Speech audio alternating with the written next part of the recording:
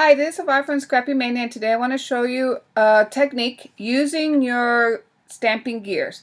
These are the Inkadikadoo stamping gears, and I got the oval and I also have the circle. I'm going to show you how to create a frame using these gears. So let me go ahead and get started. So the first thing I want to do is, this is what I want to create. I want to create a frame. And then I want to create another frame, an interlocking frame. However, I do not want to have the stamping in the center. I just want to have it outside the frames. So let me show you what I'm planning to do. So the first thing I want to do is I want to create a mask for my gear. So I'm going to make a circle here. And then I'm going to create another mask for this gear. Then you're going to cut it out. So let me go ahead and cut it out. And it doesn't have to be perfect because it's basically a mask.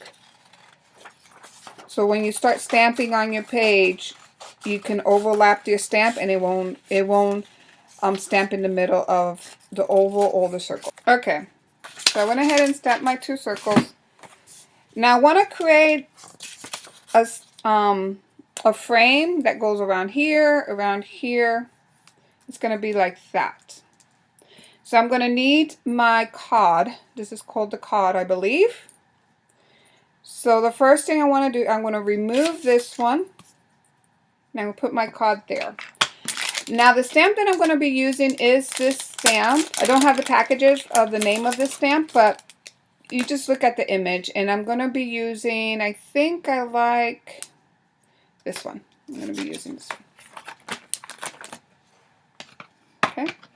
And then I'm going to go ahead and put my stamp right in the center of this grid here. I'm going to go ahead and put it right in the center of that grid.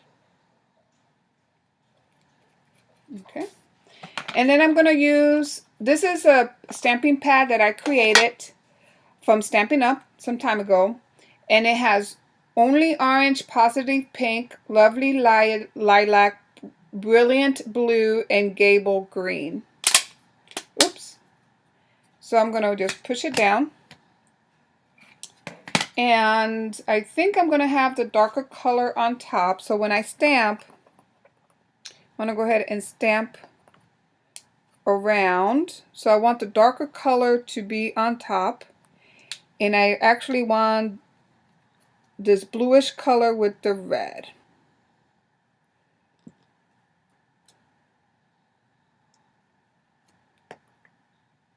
And I'm going to stamp. And then let me go ahead and put a little bit of adhesive because I don't want this moving once I start stamping.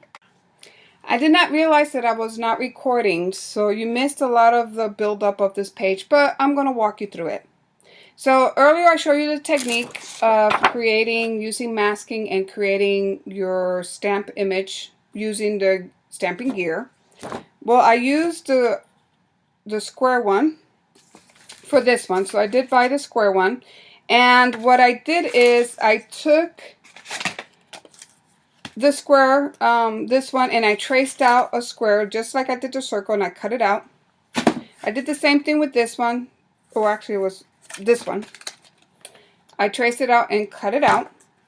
Then when it was time to stamp, I went ahead and put the square, so this was a square one. I went ahead and put my square masking on here.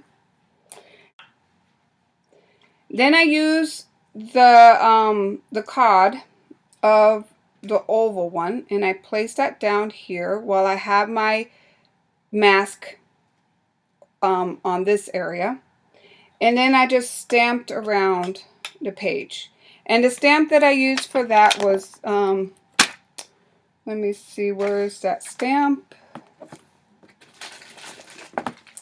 Was this stamp, and it comes with the kit. So if you buy the card, it comes with the card with this kit, with the square one. So I went ahead and stamped around. After I stamped that around, I removed this one.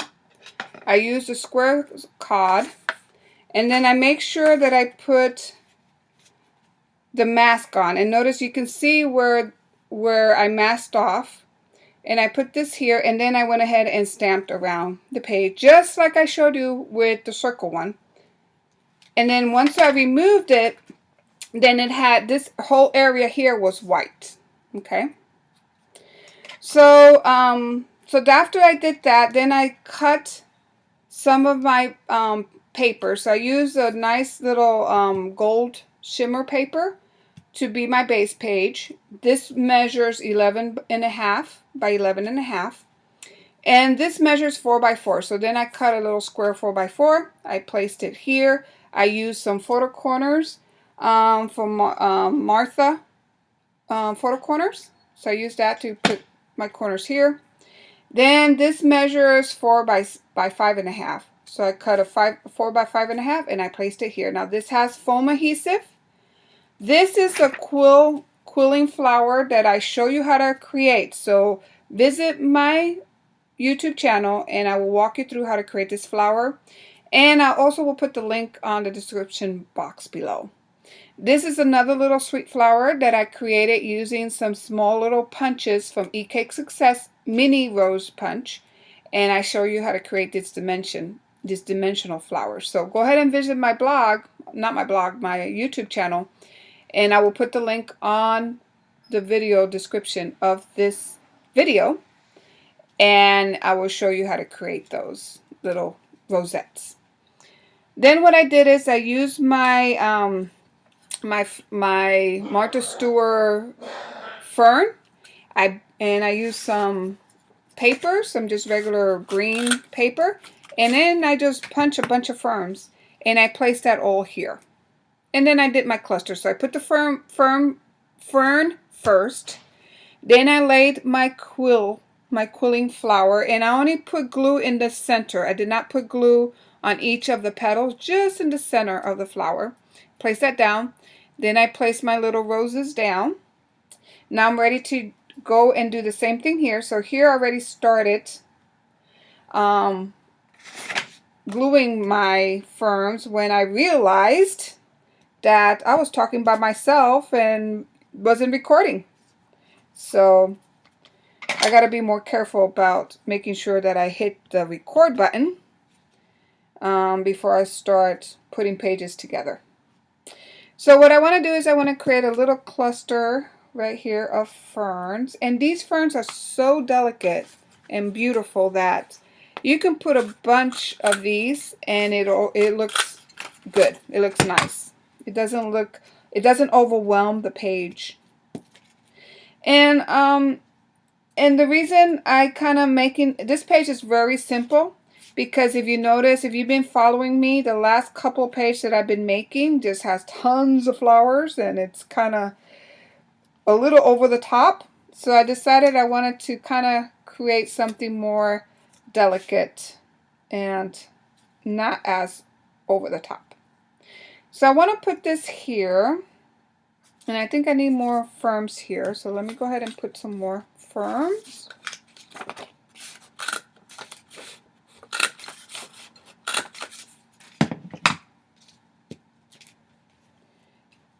And I think I put a little too much glue. So I can probably use some of that leftover glue for this fern.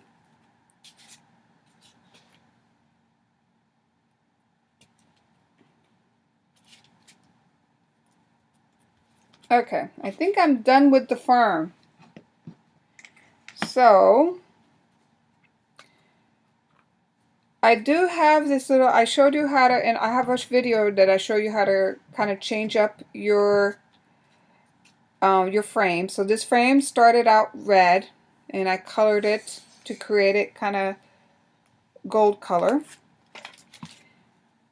I'm going to put this rose right here. I think I like it there.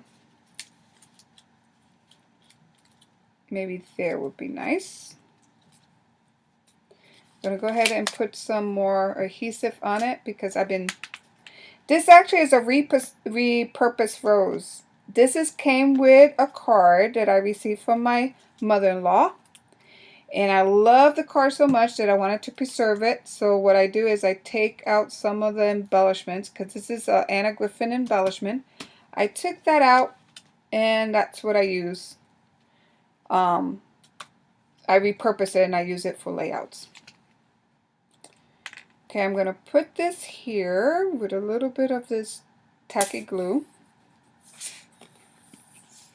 And this Arlene tacky glue is as good as hot glue gun. It really works very well, if you can get it out of the bottle. Let me go ahead and find, I did not have it upside down. Sometimes I like to put my adhesive upside down so that way it'll be at the bottom. This is a similar glue than this Arlene tacky glue, but it's for florals, but I use it for anything. Okay, so now I stamped a little saying that says life, and I'm going to place that here. And then I have this little yellow bicycle wood veneer tag that says love, and I added one of my roses, and I wanted to put that there. See how cute that looks there? I think it looks very nice and kind of a little off center.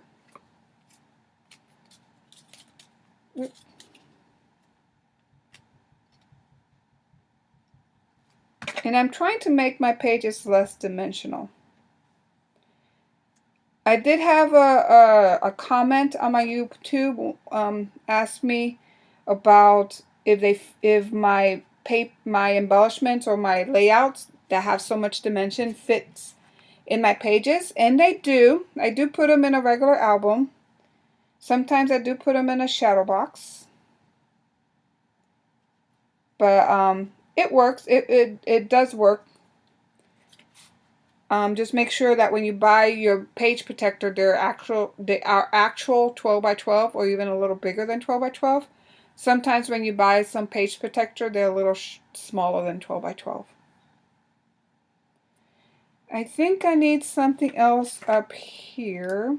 Let me go ahead and find something here from my stash.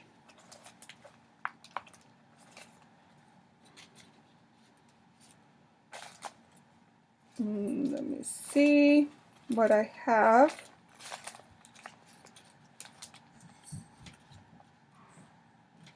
I do not want to introduce a new color, so let me just go ahead and get another little rose. These miniature roses.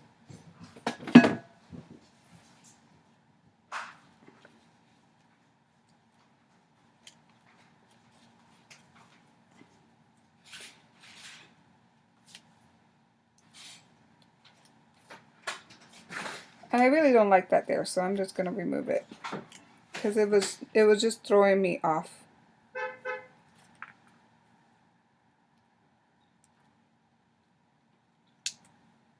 I'm just going to place that there.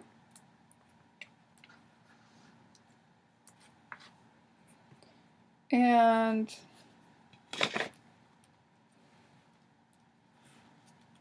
I did cut this little thing that says memories.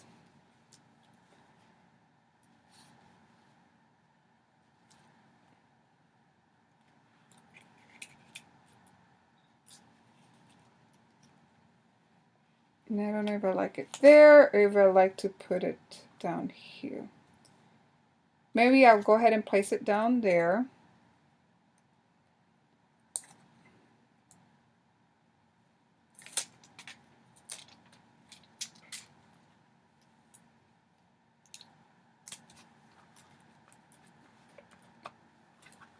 And it covers the glue that I had there. Okay, so I think I'm done with the layout. Don't want to put too much embellishment. I don't want to go over the top. I want to keep it simple. So here is my simple little layout. Once I get the pictures, I can journal a little bit here or wherever, or even journal on the picture itself. So I hope you like this tutorial, and I gave you some other ideas how you can use your EK Success stamp around the page to create frames, little frames on your layouts, and create a fabulous page. And thank you for watching. Bye now.